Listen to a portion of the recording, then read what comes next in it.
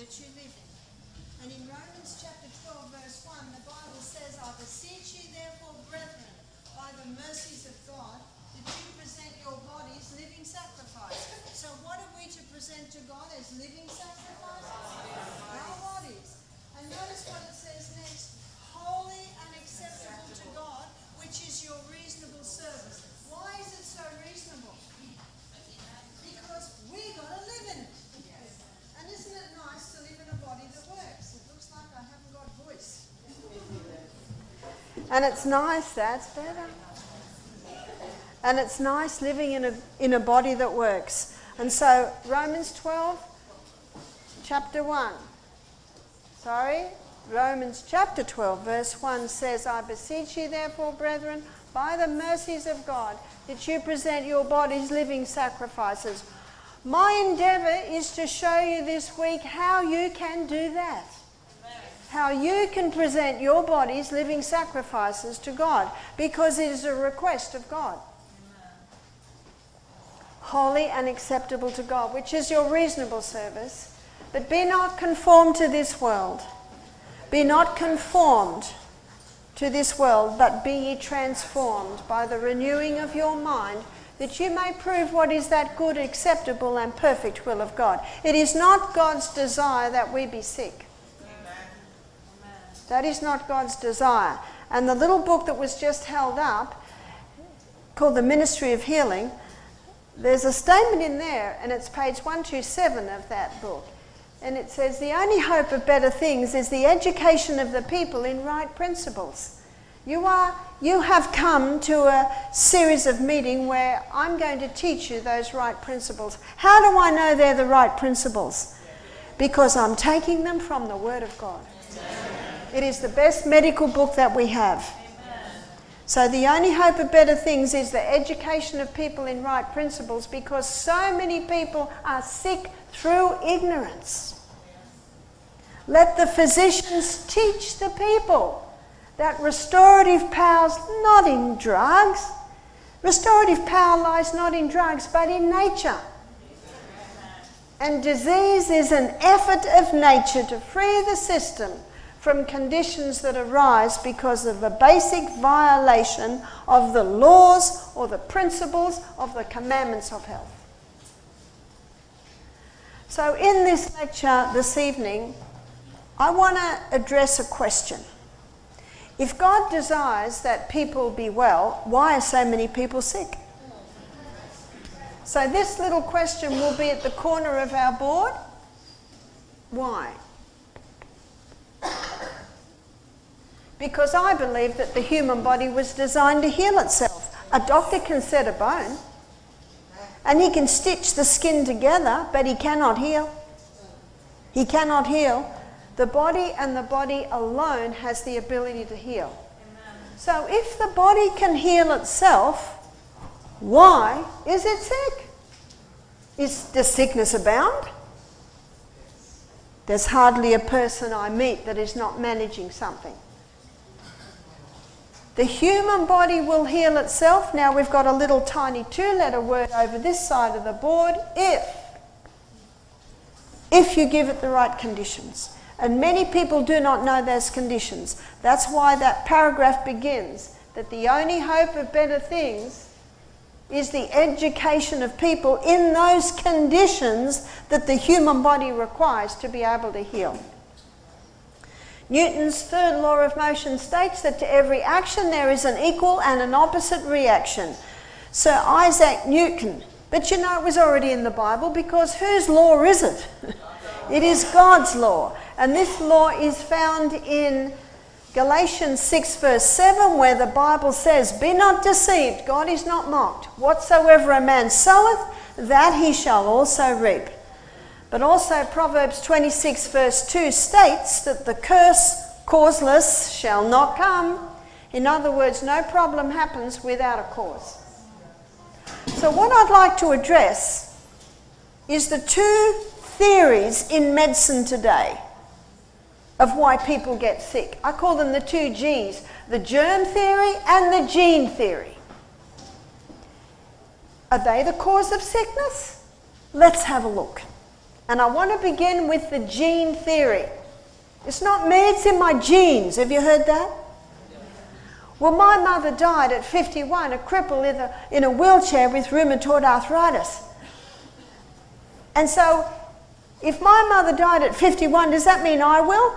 Well, I'm 64 and you probably notice I'm not dead and I'm not in a wheelchair. And that is because genetics loads the gun, but lifestyle pulls the trigger.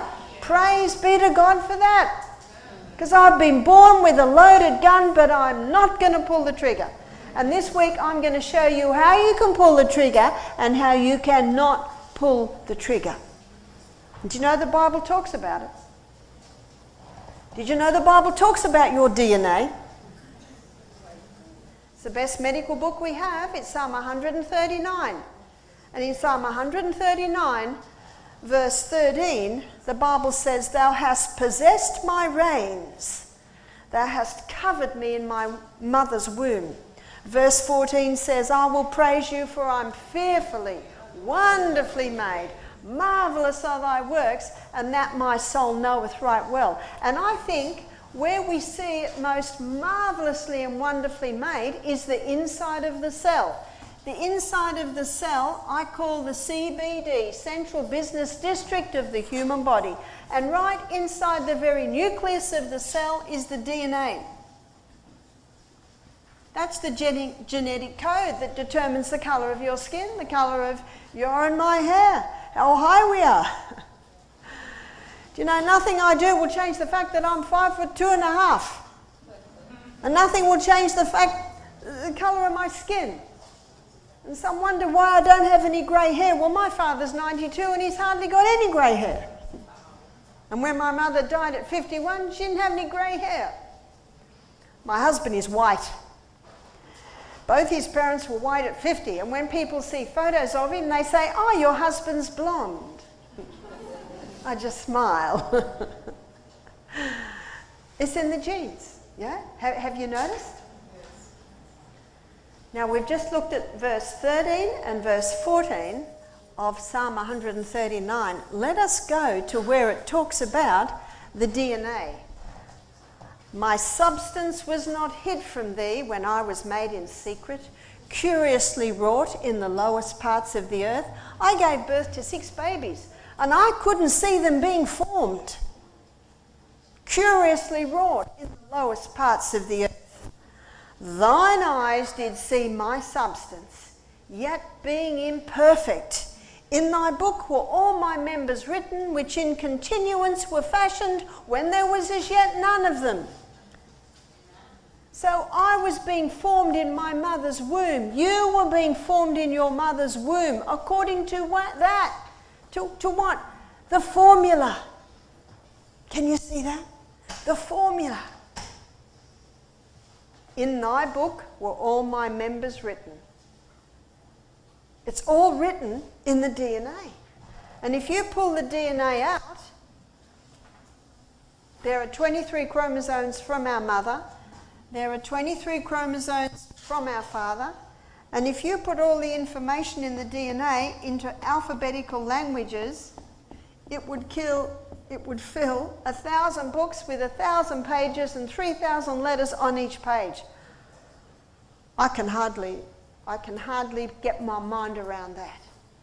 And the psalmist that said, "I will praise you, I'm fearfully and wonderfully made," he didn't know that. What's the DNA made up of? The DNA is made up of the food we eat. The outside strands is made up of polysaccharides. Polysaccharides simply means many sugars.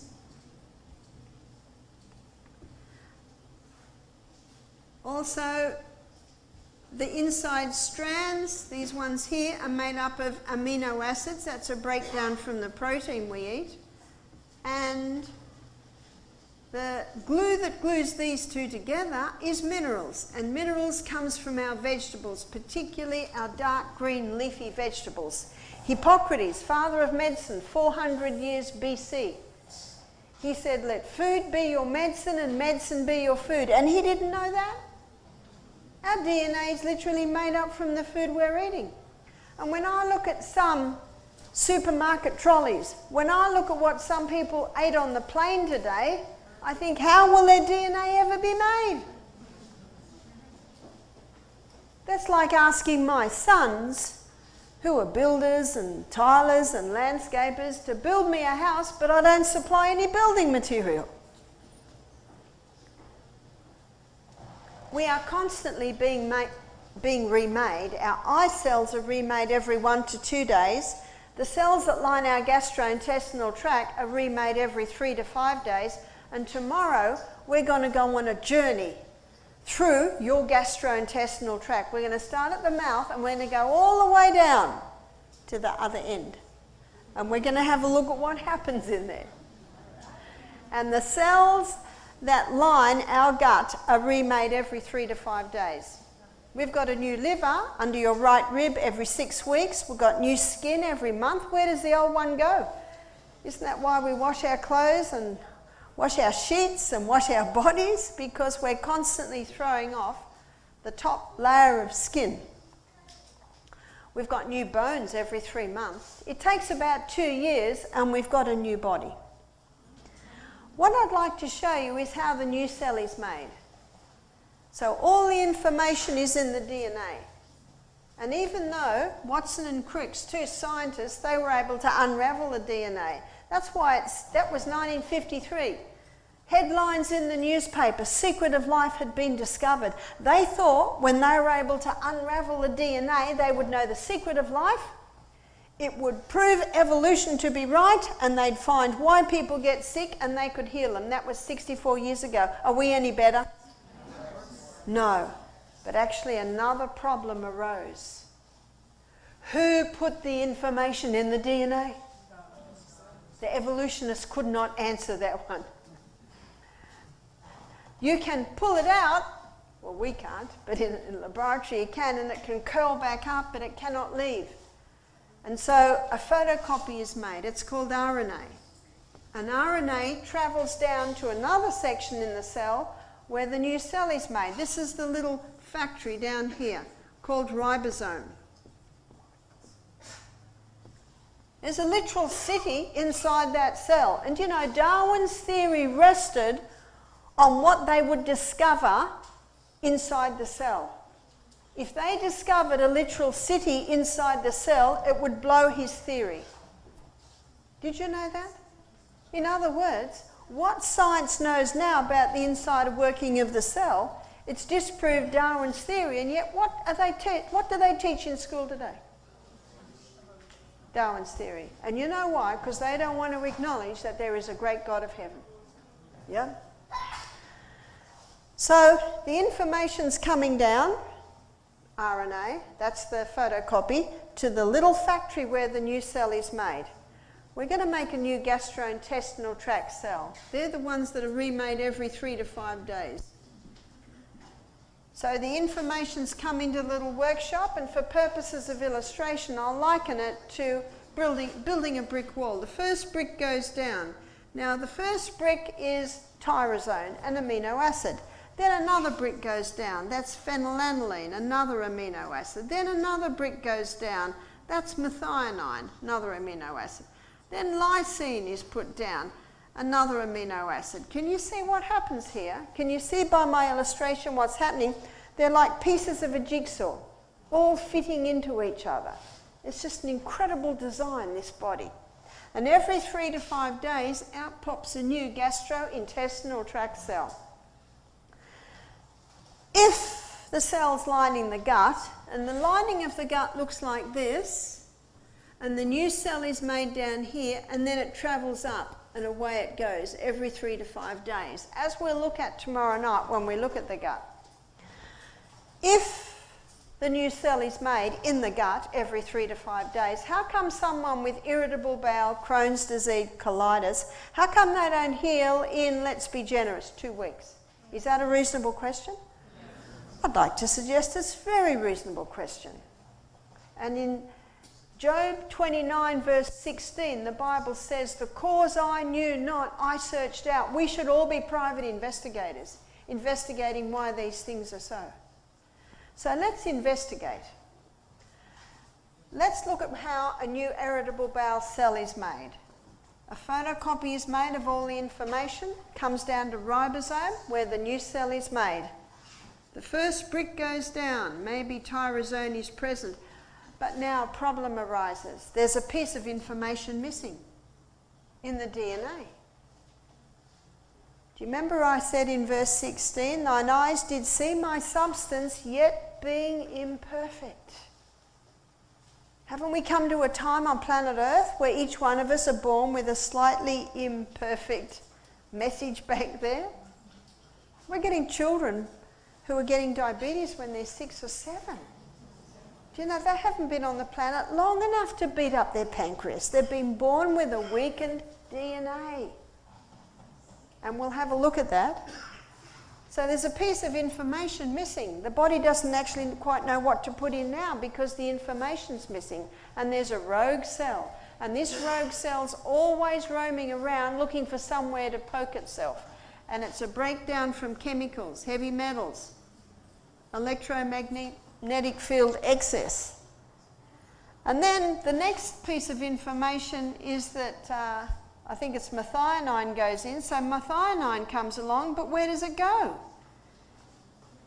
It actually hasn't got the proper receptor site. And now another problem arises. The person's mineral deficient. Did you know the soils today have 50% nutrients in them compared to 50 years ago? Yes. So, and we've got another problem. The person's drinking coffee. Did you know coffee leaches the magnesium out? So there's no glue to glue them together. And now we've got another problem. There's another piece of information missing. And there's another rogue cell coming along, putting himself anywhere he wants. Can you see what's happening here?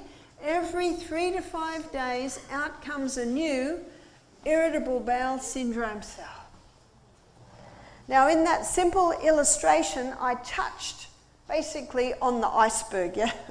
I touched on a whole lot of things.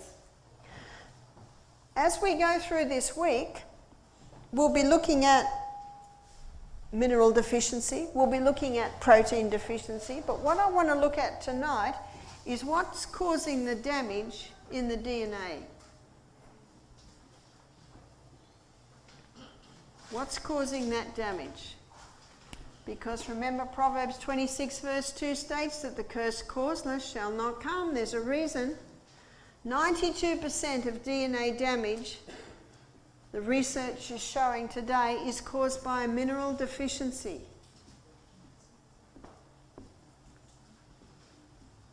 Now there's a book called The Calcium Lie by Dr. Robert Thompson. He was about to give up medicine because people just weren't getting better. And he decided to do a nutrition course. And as he investigated, he discovered that people are lacking minerals. Now, if someone lives on fast food, we know there's going to be no minerals in that food. But people are lacking minerals who are even eating fruits and vegetables today. So if the soil's deficient, the plant's deficient, and the human being that eats that plant is going to be deficient.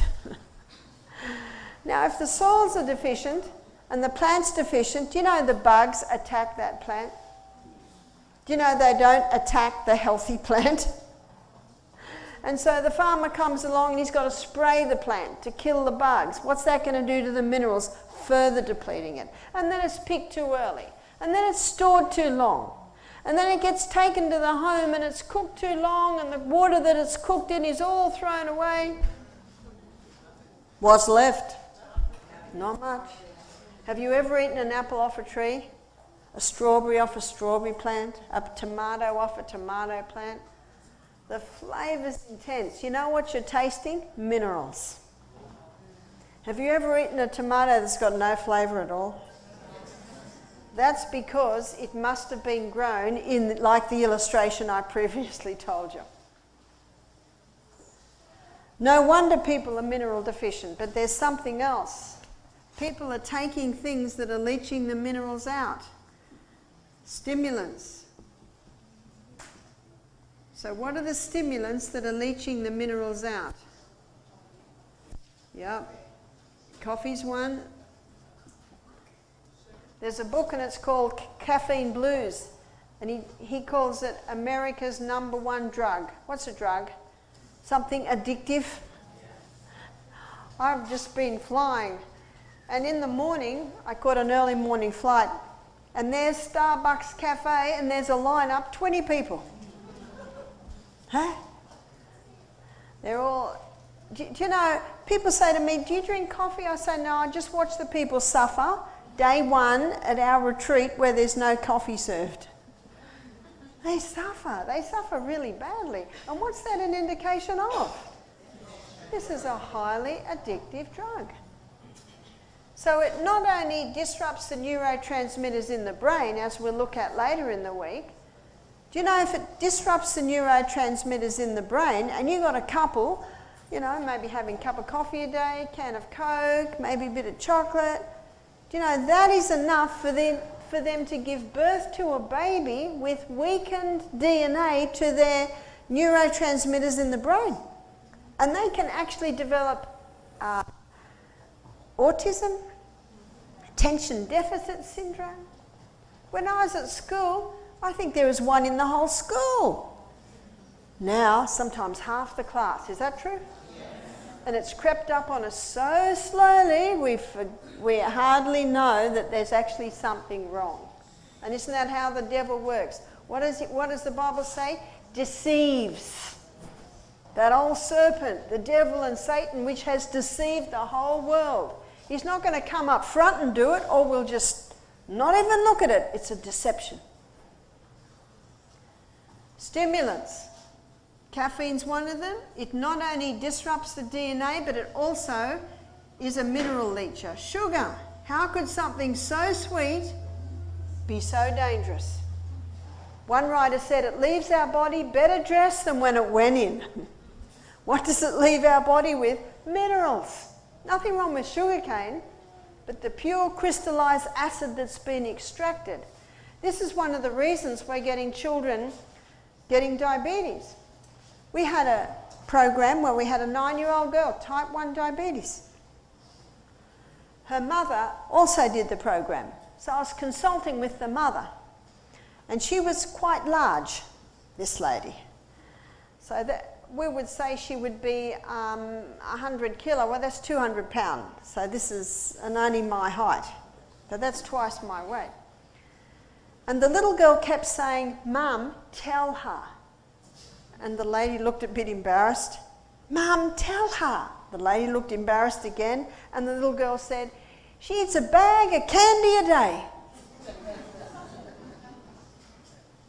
Now you'll see, as we go through this week, that high sugar stores as fat. But it's doing something else. It's actually disrupting her pancreatic function to the point where it's affecting her DNA, so she gives birth to a child with a weakened pancreatic DNA. That's scary. And they don't say that on the sugar packet, do they? No.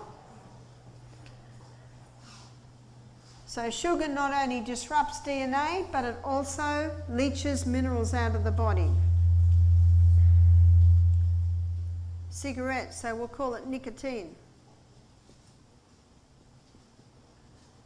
We've got children being born today with less alveoli in their lungs, with holes in the honeycomb shape around the alveoli because of the parents' smoking habits. Now this is smoking before they even conceive. Can you see that? It's affecting the genetic code that's going through. Also alcohol. Children are being born today with fetal alcohol syndrome to parents that have 2 drinks a week. And some doctors tell people to have a couple of red wines at night. Is that right? It'll put them to sleep. But isn't it high in antioxidants? Well, that's like saying Roundup's 99% water, so let's drink Roundup. Can you see that? Yes, there are antioxidants, but there's a toxic poison in there. It's called alcohol. So what also is disrupting the DNA is chemicals. We need to become investigators. We need to have a look at what's in our shampoo, what's in our conditioner, what's in our toothpaste, what's been sprayed on the food we're eating. I would much rather get a lettuce that's got a couple of caterpillars in it. Because what are you saying? Don't panic, it's organic. Because it means it hasn't been sprayed if the you can get a caterpillar out. Now, we try not to serve the food with caterpillars in it, but I would rather have that on my plate because I can pick it up and throw it. Huh? Because it's the chemicals you can't see that are far more dangerous. Far more dangerous. So be careful of the chemicals. Wash what you're washing your clothes in. It's easy today. You've got Trader Joe's, haven't you? And it's Sprout, is that another one? Called Sprouts. There are shops that sell biodegradable things. But the biggest chemical company in the world, any guesses? It's the pharmaceutical company. Their profit goes into the billions. And did you know Revelation talks about it? Revelation 18:23. Babylon's gone down and it says, her merchants were the great men of the earth.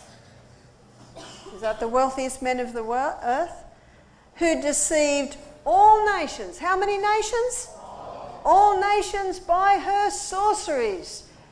You go to the concordance. You know what that word means? Pharmakia. Have you heard that word before? Pharmacy? Is that right?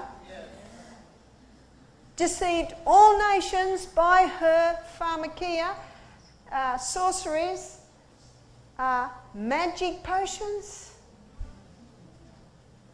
the mystery of healing. The Spirit of the Lord says drugs never cure disease. They just change the form and location of the disease. Yeah? Now I accept and I understand that in a crisis a drug may save a life, but I'm not talking about a crisis. I'm talking about day-to-day lives. A lady just emailed me. She said, my eye's been a little bit sore and my eye a little bit hazy. And she said, and the next day it was even hazier.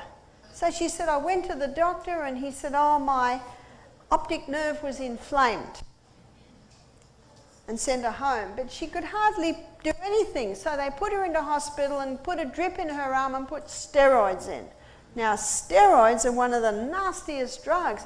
They actually close down your body's defense system. And then they sent her home and she's got to take so much, and every week she's got to make it less. This has been happening for a few months. The eye is no different. She's got no energy. She's got diarrhea. She's a mess. So the doctor said, well, I've got another drug I'd like to try you on. She said, I don't know what to do. I said, I'll tell you what to do. I said, get off that drug as quickly as you can. You've got to ease off it. And I said, you're going to have to give yourself a program to heal this gut. We'll find out that tomorrow night as we go on our journey. And I said, grate a potato. Put it in a package and put it on your eye. How simple is that? And in the day, in the morning with your shower, hot and cold. Hot water, cold water. Hot water, and I'm sure we'll have time to put some of that in the meetings this week. And after that, get a drop of castor oil and wipe it over your eyelid. Do you know it'll penetrate in very, very deep. I read a story of a man in a book I'm reading on Sojourner Truth. Have you heard of that amazing woman? Oh, thrilling.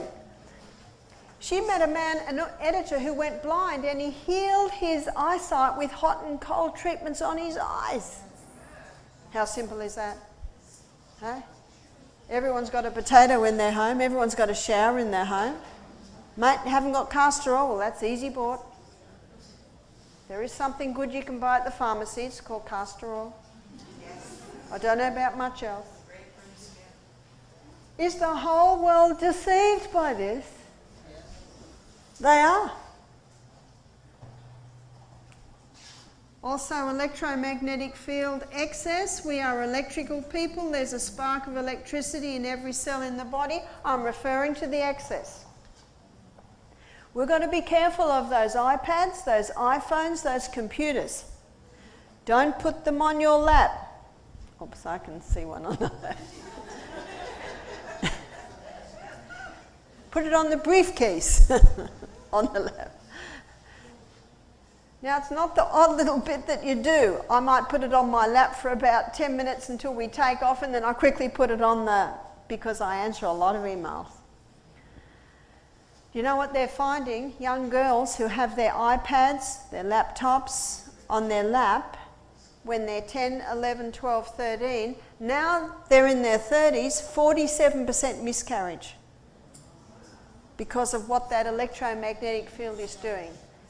So be very cautious on your exposure.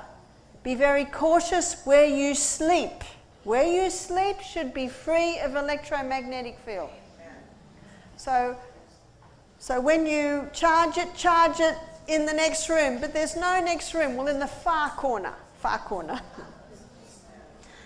And last night, or early this morning, I had a very early morning flight. I had to get up at 4:30. So I had to have my phone to wake me up.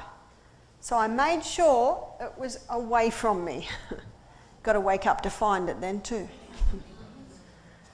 20 inches away, and you can reduce your exposure by 3/4. That's good to know, isn't it?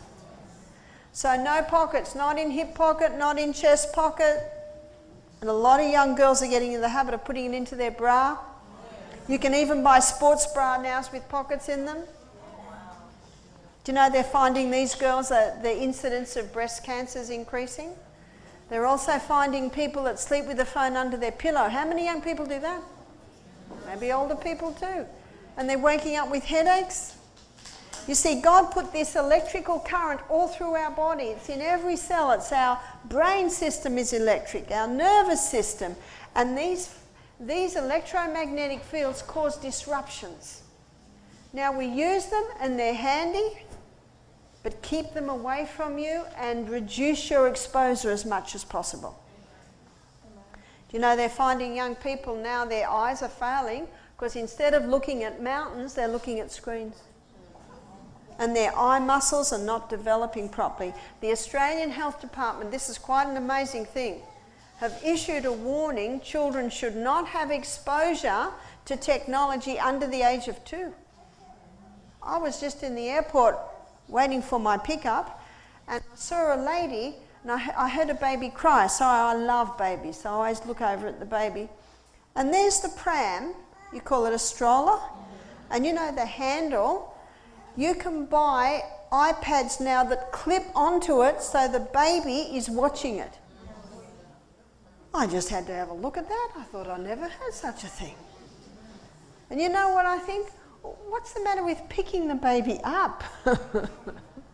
My baby's hardly left my arms, or that if I had to do something, put them in the sling, you know, and what happened to all that? I see the little babies in these things you put in the car seats, and the baby's crying and the mother's just shaking and she's on a phone. Baby keeps crying, get the bottle, shove it in the mouth, just keep looking. Oh. Scary, isn't it? So be careful of that electromagnetic field. But also, what's causing damage in the DNA is genetically modified foods. Now, Monsanto is so big, so powerful, he just wins every court case. Is that right? And there's quite a movement to push for putting whether it's GMO or not on the packet, but Monsanto wins hands down every time. In Australia as well, so it doesn't have to be said on the packet. So how can you ensure that you're not getting electromagnetic, sorry, we're under genetically modified foods now. How can you be sure you're not getting genetically modified foods? Well, go organic. Because if an organic farmer uses genetically modified seed, he loses his organic status. So you can be about 98% sure that it's not GMO. You just have to do the best you can. Huh? That's all we can do living on planet Earth in 2018. You do the best you can. If you can grow, but you've got no land, we'll get some big pots. At least you can grow parsley and rocket and all of those lovely greens. Just do the best you can. Did you know that President Putin, he's Russia's president, he's passed a law that anyone who grows genetically modified food is to be considered a terrorist. Did we think we'd ever see that come out of Russia?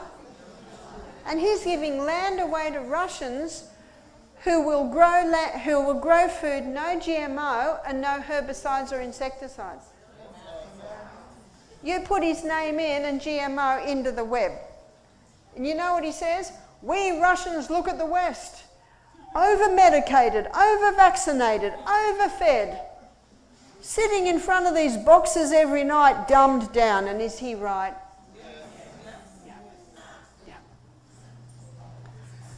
What also damages the DNA is mould. Now, not tonight, because I'd like you to go to bed tonight so you revive for tomorrow. But maybe tomorrow, you put in mouldy into Google that, and you'll find a documentary. It's called Mouldy. And this documentary it has about 5 case studies of people who were incredibly sick. Some young women, young men in their 30s can hardly walk, and it was because of a mouldy house. Have you seen what God says about a mouldy house? Have you seen what he says in Leviticus 13, I think it is 13, 14?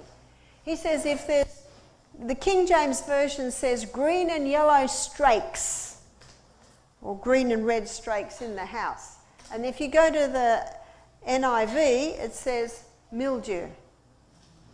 Well, the priest has got to come in and have a look, and he says, pull the mortar out, clean it down, remortar it, and shut the house up. And then he comes back, the priest comes back 2 weeks later, and if it's grown again, the whole house has to be dismantled and taken outside the city to an unclean place. Wow, that's mould. In other words, if you've got mould in your house, you've got to clean it up. Don't use bleach. It's one of the most toxic chemicals. You put bleach and mould together, you'll produce something that can kill you. So what do you kill bleach with? Mould with? White vinegar. You see, bleach kills mould and feeds fungus. So you're just feeding your next crop of mould. But you spray it with vinegar, go in, spray it with vinegar, you've got a mask on, you've got to cover yourself and leave quickly. 10 minutes later, it's all dead, you can come and wipe it up. And then wipe it over with maybe some clove essential oil, and then ring up the plumber or the builder or find out why it's there, because it should not be there. Too many trees near the house? Chop them down. Open those windows, get some fans in, because mould is a killer. And mould is even able to splice into the DNA. You see it in nature, you see it in the animal kingdom. What about humans? What is mould? It is a microorganism, and there are trillions of different microorganisms. And as the name implies, micro means microscopic. Organism means it's a living thing. It's alive. So let's do a little assessment of the microorganisms, and in that assessment we'll be also looking at the germ theory. Microorganisms are everywhere. We can't see them. They're in the air, they're on this surface area, they're on my skin, they're in my ears, nose, eyes. There are 10 times more microorganisms in the body than cells. Does that mean we're more plant than animal? And there are 10 times more in the gastrointestinal tract than anywhere else. And when the body's running well, these microorganisms are contributing to the proper running of the body. But whenever cell damage happens, these microorganisms have the ability to change roles. Now, I think one of the most amazing things about life on planet Earth is its ability to adapt and adjust. Only 2 days ago, I was in the Rocky Mountains National Park, 9,000 feet, snow everywhere. I wasn't dressed the way I'm dressed now. The body's amazing ability to adapt and adjust, yeah? And I'm actually glad I'm not still there. We're warm-blooded creatures. It's nice to see that occasionally. But we can adapt and adjust. So can the microbes. And they adapt and adjust according to the environment. So whenever cell damage happens, our own microorganisms can evolve into a clean-up team. Or one microbiologist said to me, he said, we call them garbage collectors. So we'll call them the garbage collectors. Remember what's happening?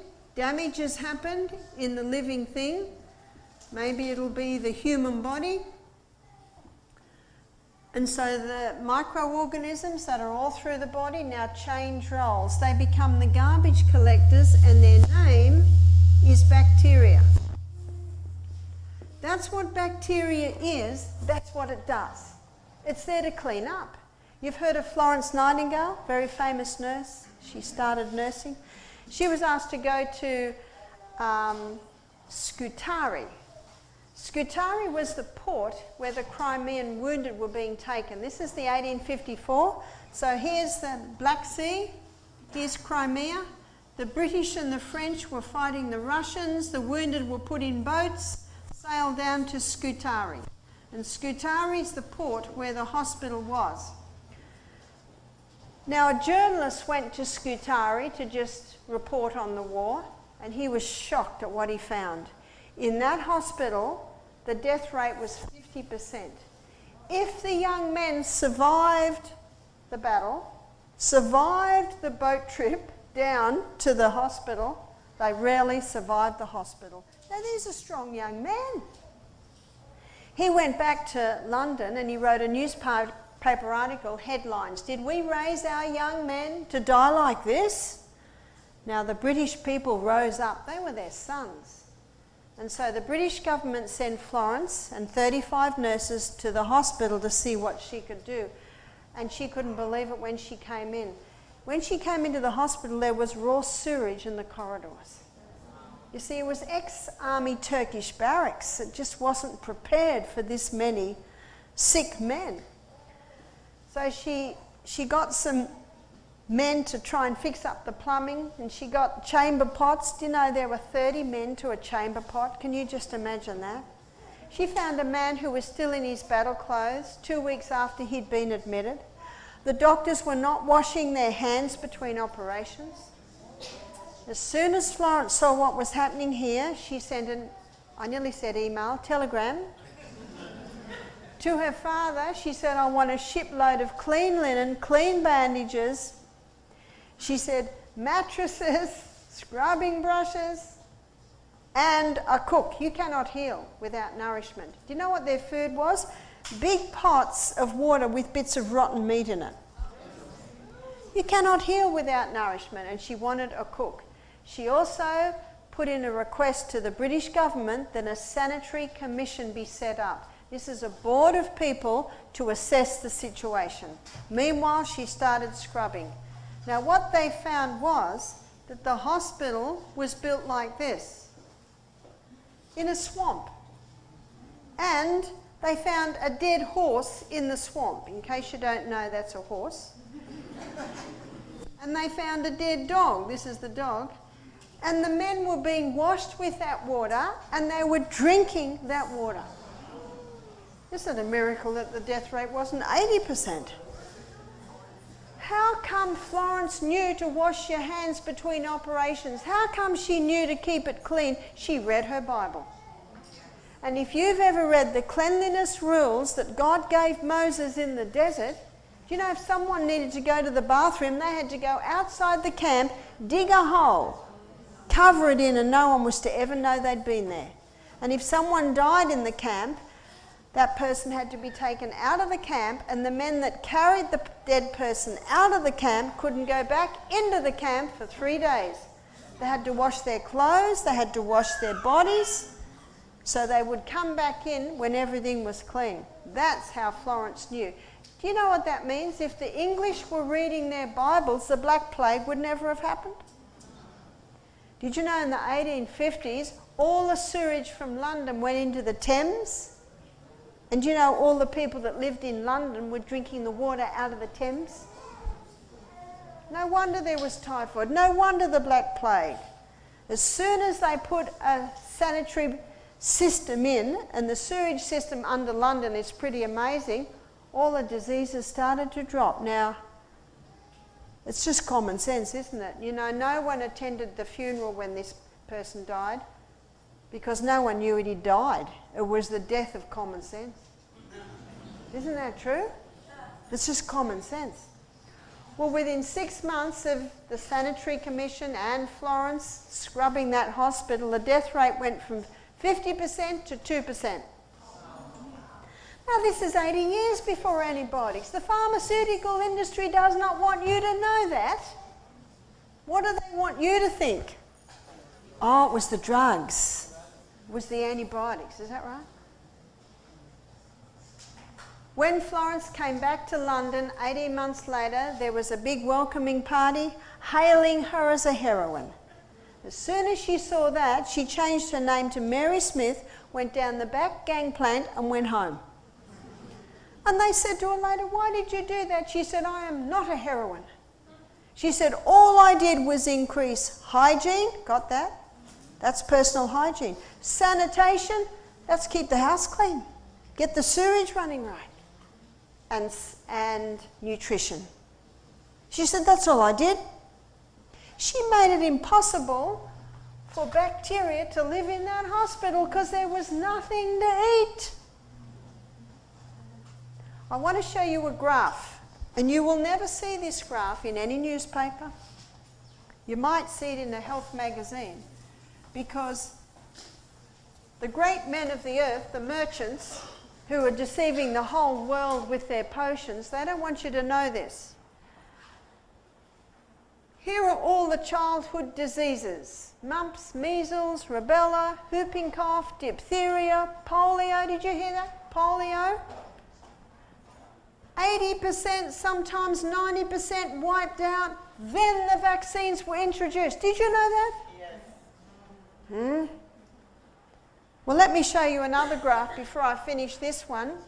They started to put lead in paints, and they started to put DDT and lead and arsenic in paint and DDT. Okay, here's the graph of using it. Now polio begins. Here's polio. What caused polio? The lead and the arsenic and the DDT. They never used to be polio. And when they suddenly realised what was happening, they stopped putting arsenic and lead in paints and stopped using the DDT. Guess what happened to polio, students? And about there, they introduced the vaccine. And what are we told in the newspaper? It's the vaccines that stopped the polio. It's a lie. Her merchants were the great men of the earth, which deceived all nations. What's a deception? It's a lie. And who's the father of lies? The devil. Okay, so let's get back to our graph. I just wanted to explain to you why polio stopped. They started polio. Isn't that what the devil does? Puts the disease on you and takes it off. We've got another graph now. Here's the graph for now. Attention deficit syndrome, Asperger's, hyperactivity, autism, epilepsy, cot death. Children are not dying from infectious diseases today. Children are dying from neurological diseases. What's causing the neurological diseases? The neurotoxins in the vaccines. Every parent vaccinates their child because they want the best for their child. Is that right? But they've been deceived. They've been deceived. My daughter Julia has a little one. She hasn't vaccinated. Why? Because as soon as my children had babies, I sent them a book. It's called Stop Autism Now by Dr. Bruce Fife. And he shows everything that's in the vaccines. He shows you where they come from. He shows you what they do. You see, many people make decisions on this. Am I right? We need to make decisions on facts. And when we have the facts, do you know what we've got then? Faith. Faith in the amazing body that can heal itself. My daughter Julia said that her girlfriend vaccinated the baby at 2 months, the baby got a little sick. Vaccinated the baby at 4 months, the baby got a little bit sicker. Vaccinated the baby at 6 months, the baby doesn't smile anymore. And if she takes the baby to the hospital, what will the hospital say? Oh, it's just a stage the baby's going. Yeah. The only hope of better things is to educate people in right principles, in facts. Yeah. What's the devil doing? He's killing us off through deception. And in America, is it Robert Kennedy Jr.? Have you heard this? He'll give $100,000 to anyone who can produce one study that shows vaccines do not harm children. Do you want some money? There isn't one. Did you hear that? There isn't one. Not one. Let's come back to what's happening to our microorganisms. Cell damage. So the garbage collectors come along to clean up the mess. As the environment changes, now the microbes change. They can adapt and adjust. Now they become the exterminators. What do the exterminators do? They're helping the cleanup, wiping it out. Their name is yeast and fungus. That's what they do. As the environment changes, now the undertakers come in. What do the undertakers do? They're taking away the dead. What's their name? Their name is mold. And it's not long after the mold stage that the matter is now brought back to dust. What does the preacher say at the funeral? Ashes to ashes, dust to dust. He's referring to what's going to happen in the coffin. He's actually quoting Genesis 3:19, where the Bible says we come from dust, we go back to dust, we are dust. And in Psalm 103, the Bible says, He knoweth our frame. He remembers that we are dust. That's what we go back to. Dust. What I have drawn for you here is the cycle of life, or often called the carbon cycle. There's a basic law of science that states nothing's created and nothing's destroyed. It just changes form. We do. We're not dressed now the way we're dressed when we're digging in the garden. I'm not dressed now the way I'm dressed on my morning walk. I'm not dressed now the way I'm dressed if I'm going to a wedding. We change roles. I'm not dressed now the way I was dressed at 6 months of age. We adapt and adjust. So do the microbes. That's what they do. What's golden staph? Golden staph is a bacteria that's had so many chemicals and antibiotics and drugs thrown at it, takes a blow, then it adapts and adjusts.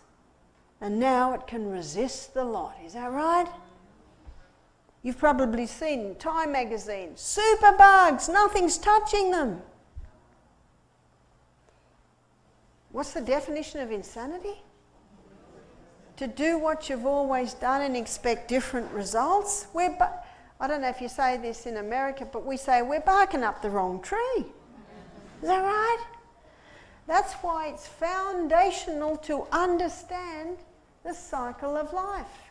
You see, these microbes are the performers in the cycle of life. They're the players in the cycle of life. They're not the enemy. If they're present, you have to put your detective hat on and find out why are they there. There's he should be famous, but unfortunately he's not well known. His name's Antoine Beauchamp. He was a contemporary at the time of Pasteur. His name, Antoine Beauchamp, 6 times professor. Most of us will never get to 1.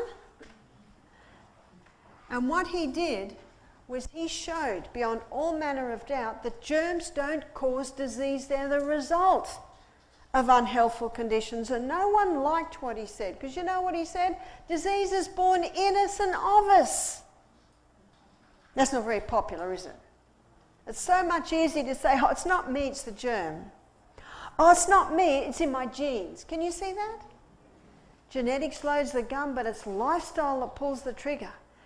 And these microbes only get out of control if the environment is ripe. God knew it. He put those cleanliness rules in the Bible. And he said, if there's mold in the house, what are you going to do? Destroy it. So it's called leprosy in the house. What's that? Mildew, mold. Leprosy in the clothes, burn the clothes. New International Version says mildew in the clothes. And then the same Hebrew word is used for leprosy on the skin. So if the translators were translating correctly, they did mildew in the house, they did mildew in the clothes, why didn't they say mildew on the skin? Same word. So you know what they called it? Infectious skin disease. But you know what leprosy is? It's a mold. It's a mold. Antoine Beauchamp got a dead cat one day and he put it in an airtight container. He came back 4 months later, opened the container, dust. What brought cat back to dust? If cat dies in the bush, you call it the woods, yeah, in the bush. Say it dies in Australia in the bush.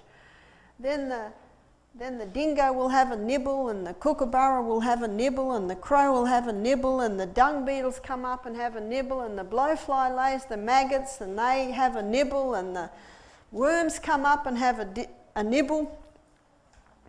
And if it's in Africa, there's a whole lot of scavengers that have a nibble. You see that? But this was an airtight container. What brought cat back to dust? The microbes that were an integral part of living, running cat took their suit of clothes off, so to speak, put their rubber gloves and apron on and became the clean-up team. And as the environment changed, the exterminators. As the environment changed, the undertakers, until eventually cat was what? Dust. Dust. Dust. With great excitement, Antoine Beauchamp got the dust, put it under the microscope. It was alive with microorganisms. Can you see what they've done? They've done their job. They brought matter back to dust. Now they're waiting for their next job. Do you call it a job? Task?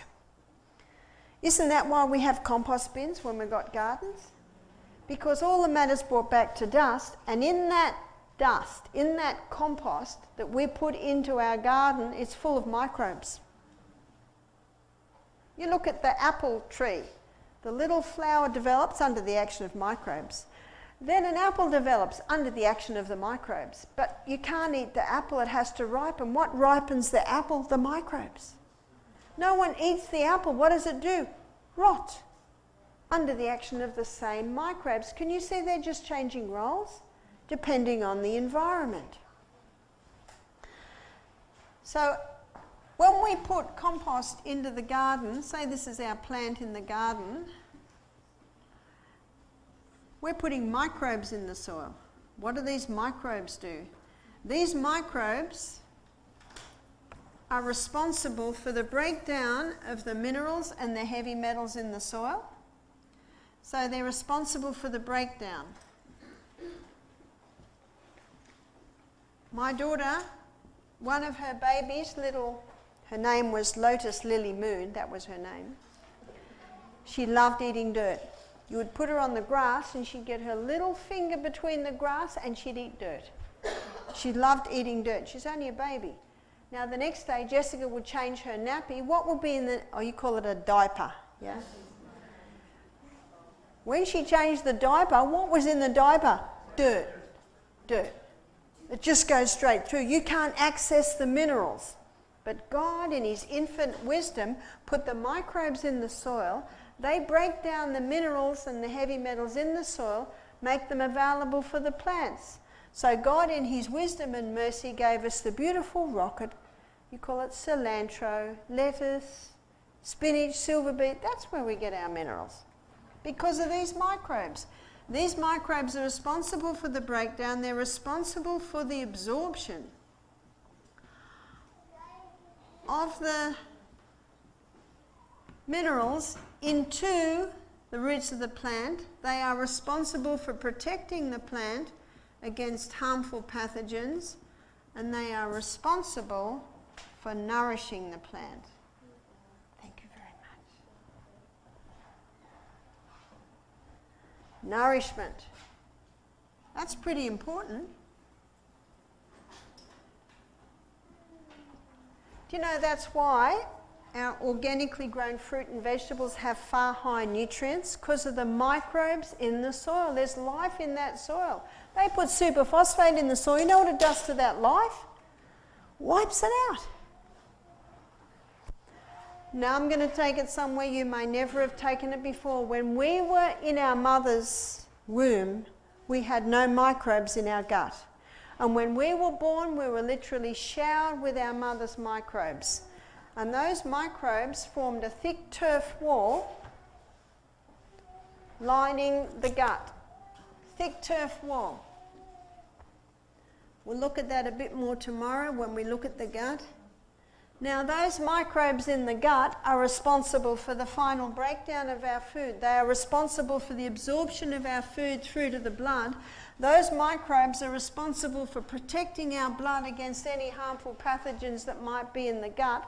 And those microbes are responsible for nourishing the cells that line the gut.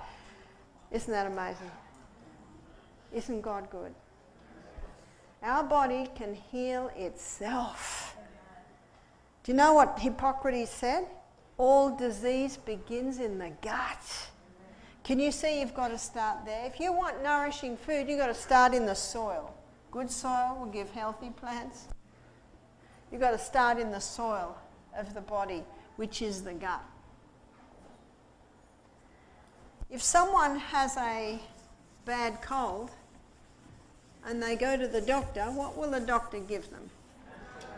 Antibiotics. Let's have a look at antibiotics. Where did antibiotics come from? Didn't they come from the merchants were the great men of the earth?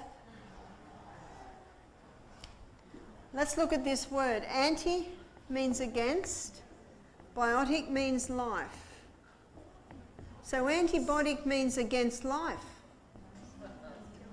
And if we're living organisms, we have to get away from the kill mentality. Alexander Fleming was growing bacteria in flasks in his laboratory, and one morning he came in and they were all dead. 1929. He looked out the window and there was sun coming in and there was dust on the sun's rays which settled on the bacteria and killed it. And he followed the source, and on the next story there was a plate of fruit with a mouldy orange. Do you remember the school from school, the story of where antibiotics came from? So this mould was giving off a dust, and in that dust was its spore, but in that dust was a highly toxic gas designed to kill off anything that would compete with the mould's food source. It's as if the mould says, this is my orange, no one else is going to get it, I'm going to give off a toxic gas. So that dust came and settled on Alexander Fleming and killed it. His bacteria and killed it. Now what Alexander Fleming did, he called the mould penicillium, and he called the mould waste. Now this is the waste coming off from the mould, which is more toxic than the mould. He called the mould waste penicillic acid, and that penicillic acid is the penicillin that we know today. Now penicillin has saved the lives of millions, granted, but we've got a problem today. It's the overuse of the antibiotics and the inability of the physician to ask, why is bacteria out of control in the body? It's only going to live where it gets well fed. It's only going to live where there's a good food supply. To date, they have documented 1.5 million different molds, yeasts and funguses, and 1,000 of those are known to cause disease in mankind. 1% of doctors today are claiming that antibiotics are causing more problems than they ever cured. And what they're referring to is the mold or the fungal aspect of disease. I have many books in my library at home from all over the world, from professors and doctors showing the fungal link with disease. Now, it's not popular in medicine because if medicine acknowledges the fungal link with disease, they have to also acknowledge that some of their drugs are causing it. The human body can cope with 2 courses of antibiotics in its lifetime. 2? Did you hear that? It can cope with 2. It should be kept for a life-saving, not when you've got a sore finger or a bit of a cough. No. And 80% of the antibiotics that are made go to animals. And they're finding now when there's a serious illness, the antibiotic's not healing them because they've become immune to it. I raised 8 children without antibiotics and they're all still alive. The body can heal itself. Do you know there was a study done on 100 people that got the flu? 50 took antibiotics, 50 didn't, all got better. All got better. Because the body can heal itself. One lady said, but it's 2 weeks and I'm still coughing. I said, that's right. When there's nothing to cough up, you'll stop coughing. Huh? And when you cough up those green and yellow lumps, rejoice, because where was it before you coughed it up? You see? Now, one of the first things I told you was page 127 of the Ministry of Healing, where it says disease is an effort of nature to free the system from waste. How else is it going to get out? If someone's a smoker, they're going to be coughing for a long time because there's a lot of stuff down there to come up. Florence Nightingale said, disease is a process of repair. One doctor said, I would go so far as to say if it wasn't for disease, no one would be left on the planet. It's a totally different way of looking at it.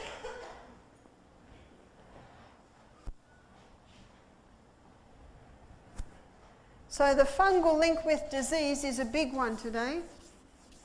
Again, not often acknowledged by the great men of the earth because their magic potions are actually putting it in. Your statin drugs, your steroid drugs, your antibiotics, contraceptive pill.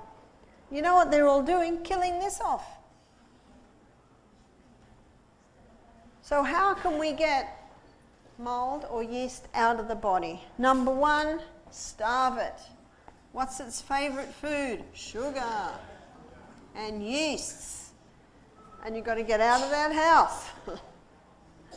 You can't stay in that house if it has mold. Well, you can try cleaning it up, but if it comes back, you've got to somehow redo it. While I'm away, my husband got our bathroom totally pulled out. We're getting redone because there are... And you know what he said? Behind the vanity, there was mold. You got to explore, you got to check it out. Because down in one corner where I tried to clean, it didn't clean. And I said, Michael, I don't like... I used to keep my door open all the time. You've got to find out why it's there. Sometimes it's a leaking tap. Maybe it's too many trees near the house, but it should not be there. You've got to starve it out. You've got to get rid of it. If it's in the house, you've got to stop any exposure. Number 2, kill. There are some herbs that will kill yeast in the body. How do you know if you've got yeast or fungus in the body? Your tongue should be pink from the tip to the back. Have you noticed doctors don't look at your tongue anymore? And they used to? Because there's hardly a pink tongue. Now, if you can wipe that or scrape that white off your tongue, it's waste. But if you can't, they're little fungus buds. And there are herbs that will kill, like garlic, olive leaf extract. Now, I have written a book on this subject because I find there is so much ignorance on the mold aspect of disease. It's called Self-Heal by Design, so they will be out there after the meeting. And I wrote a book that's small, so you can just about read it in a day. There's no waffle in it. Do you know what waffle is? Sort of carrying on about things, just straight to the point. Number 3, alkalis. And we'll be giving a lecture on the acid alkaline this week. In my book there's a chapter on what's acid and alkaline. You see, cancer and fungus love an acid environment. Important to alkalize. Number 4, balance. Bring back the balance to the gastrointestinal tract with something called a probiotic. I have seen people conquer many diseases by doing those simple things. I've seen people conquer cancer. I'll tell you the story of a man who came to us with prostate cancer. He wasn't really interested in doing our program, but his wife and daughter were very keen, very keen. His name was Tom. He was early 50s. And I said to him, are you interested in, doing some of the treatments? He went like this, and his wife and his daughter said, he is. And he was just righto. I don't know if you've heard of a hyperbaric chamber, but it floods the body with oxygen, and cancer hates oxygen, and we also do a whole lot of things to alkalize the tissues. My book talks about it. So he did everything. Here's your drink, righto. And his wife and his daughter were saying, yes, he will. He was with us for 2 weeks, and when he was going home, I made out a program for him, and his wife and daughter were going, yes. And he went home and they did everything for him. 3 months later, he had a test, cancer-free. Now he's interested.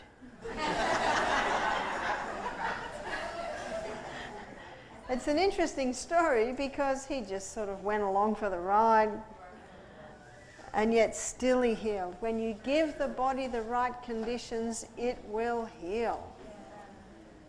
So basically, when someone comes to me wanting help with cancer, I say, we give you these conditions. How simple is that? Didn't God mean it to be simple? And again, my book defines that in more detail. I say, we're going to make it impossible for cancer to survive in this body. Now remember, these microbes, they clean up the waste. And what's waste? Poisons, mycotoxins. Can you see that drugs can feed them? Scary, isn't it? I noticed the time and we're just about up, so we've got time for a few questions if anyone has questions. And for the sake of the camera, I'll repeat the question. Yes? The DNA is damaged or altered. Can it be? Can the DNA be healed if it's damaged? Very good question. Now, my drawing's not there anymore, but can you remember what glues everything together, students? Minerals. Minerals can heal the DNA. Where do we find the most minerals? Celtic salt. You familiar with Celtic salt? It has 82 minerals. I have a little crystal before I have every glass of water. In the book The Calcium Lie by Dr. Robert Thompson, he says a crystal of Celtic salt before every glass of water, and we should have about 8. All it does is replace the minerals you lost yesterday. But you'll also get the minerals in your food. And the food with the highest mineral content is your vegetables. And the vegetable with the highest mineral content is dark green leafy. So we should be having dark green leafy vegetables every day. And when you cook them, you don't lose the minerals. They go into the water. Just don't throw the water away. Question? What do I think about a kombucha? It's a mold like a fungus, and it's fed by tea and sugar, so I'm just not interested. Yeah? What's prebiotics? Now, you know there's a bit of hoopla about prebiotics. You know where you find a lot of prebiotics? Vegetables. It's actually fibre. That's why you have to be careful you're not buying things and yet it's in your food. We should be eating a lot of vegetables, everyday vegetables. Yes? Sauerkraut. Sauerkraut is fantastic. In fact, Lactobacillus acidophilus and Bifidobacterium and wild yeast are in the sauerkraut. Very similar to the proper balance that's in our gut. You'll find nearly every country traditionally had some sort of cultured food. It might be yogurt or kefir or sauerkraut, miso, sourdough bread. They are all foods that encourage the proper balance in our gut. Yeah? How do you avoid the system of getting your child immunization? How do you avoid the system of getting your child vaccinated? Now, we heard in Australia that President Trump has just implemented an exemption, a religious exemption in America. Now, in Australia, that's been taken away. Yeah, my husband started his own political party. He's hoping to get into the Senate to start fighting for this. We've got to be careful. Remember what Abraham Lincoln said? Guard your Constitution. Yes. And they try and take it away in small ways. So I know in Australia they've just passed a law only a month ago that it is illegal to put your child into childcare if they're not vaccinated. And if the childcare do take your child, they'll get a $10,000 fine. Wow. So it's scary what's happening in Australia. Yeah? The schools are requiring it. It's really up to the principal. And often they say that your child will be sent home or you homeschool. I guess you have to look at those options. Yes?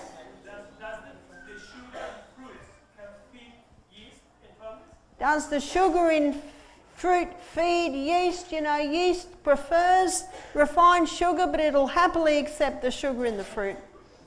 So you'll see in my book, if someone has a yeast problem, they need to go to things like just grapefruit, very low sugar things, until they conquer it. Yes? Can a raw carrot juice diet eliminate diseases? Can a raw carrot juice diet eliminate diseases? On Thursday night, I'm going to be talking about the liver, and you will see that those vegetable juices can be done for short periods of time because it is high in nourishment. But if someone's very, very thin, they may need building up a little bit. So the carrot juice does play a role. Yes? Have I heard about the hydrogen peroxide therapy? Briefly. I've heard about it briefly. You see, your white blood cells give off hydrogen peroxide. That's how they kill microbes. It is one aspect, yes? Are you familiar with, I think it's either C90 or C94, it's a mineral that when you do sprouting, or you could do your broccoli seeds and you put it in the soil and it absorbs all of that in the soil? The mineral C94, no, I'm not familiar with that. I'm hesitant with sprouts, and one of the reasons is they mould very easily. So that's something you have to be cautious of with sprouts. Yes? I've heard recently that there is some research emerging showing that supplementing with probiotics is not a good idea.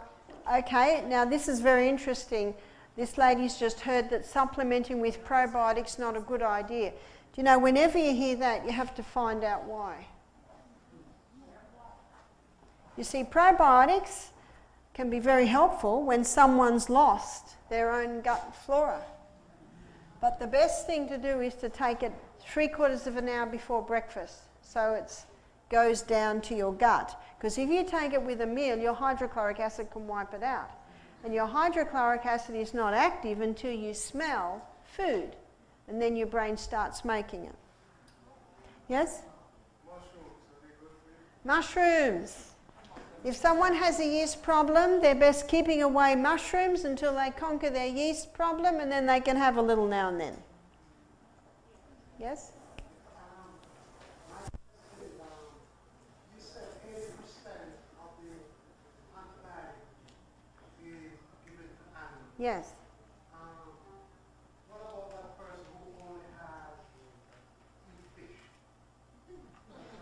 What about so the question was 80% of the antibiotics go to the animals. What about the fish? Well, the problem is a lot of people are on antibiotics. The sewage goes out to sea and the fish feed on the sewage, so they're getting antibiotics there. But they're also getting mercury, they're also getting dioxin. It's almost impossible to find a fish that is not contaminated today. The Garden of Eden diet, we cannot go past that. On Thursday, when I look at the liver, I will be looking at vegetarian protein, yes? What do you think of nutritional yeast? What do I think of nutritional yeast? I don't use it at all. So you can't kill yeast. Can you see that? You can't kill yeast. And I've actually never really liked it very much. You see, if I want flavour, I put good quality salt, good quality olive oil and fresh herbs. And I get beautiful flavours there. And what about the vegan cheeses people make? They put brewer's yeast in that. Well, you put garlic powder, onion powder, good salts, and you get just as nice a flavour.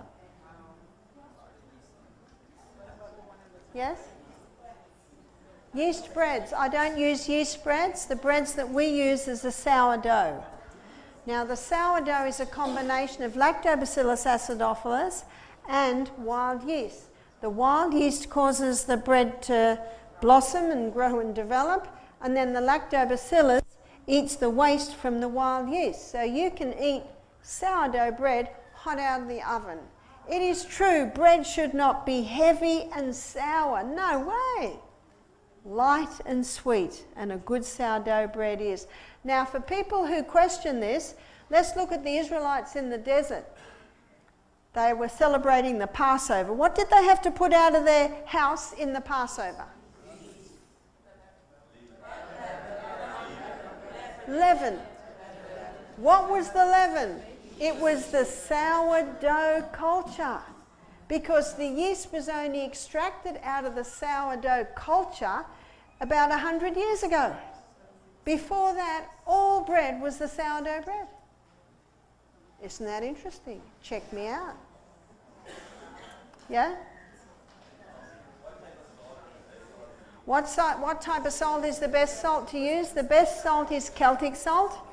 Celtic salt has 82 minerals. The second best is Himalayan. Himalayan has 75 minerals. So it's fairly close. Pardon? Black salt, I'm not sure what black salt is. As long as it's got minerals. Yes? What's your thoughts on soy products? What's my thoughts on soy products? God made soy good, man mucked it up. You see, the soybean has some of the most amazing properties of any plant on the planet, but the soybean's genetically modified. And now it's called Roundup Ready. You know why? It's been genetically modified to resist Roundup. That is a dangerous soybean. So if you eat soy, it must be non-GMO organic. What about edamame? Edamame. They're the green soybeans, aren't they? Would have to be non-GMO, yes? Is it possible to have pistachios without mold?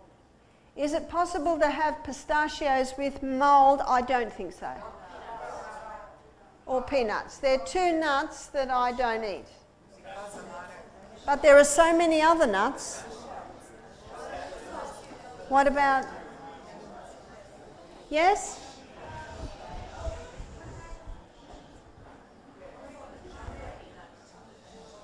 Can you repeat that? I can't hear. What happens to it? What happens if you eat genetically modified food? Good question. That genetically modified food breaks down to molecules that our body doesn't know, and it can damage our DNA. Genetically modified foods can cause cancer. Did I miss you telling us what two nuts you don't eat? Two nuts I don't eat are peanuts and pistachios, because they are commonly have mold on them. Yes? I just wanted to find out about the HPV vaccination. I was able to get the exemption for my son, but currently I'm going with a pediatrician for my daughter because she's telling me she's at that stage Okay, so that's the Gardasil.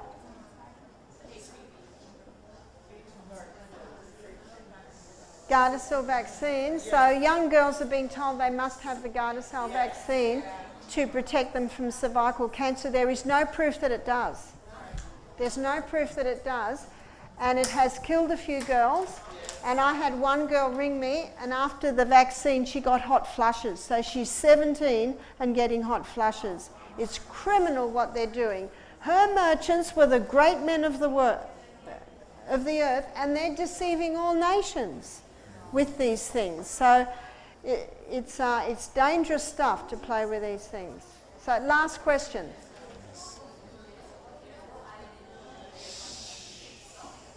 There's no iodine in Himalayan pink salt. You know, iodized salt is sodium chloride and iodine. Within 1 hour of opening the iodized salt, all the iodine has gone, evaporated. And that's why there's none in the Celtic salt or the Himalayan salt, because it evaporates as soon as it's opened. So if you're not getting, if you live by the sea, you're getting it in, because iodine, when the sea waves crashes, the iodine goes into a mist and settles on the land.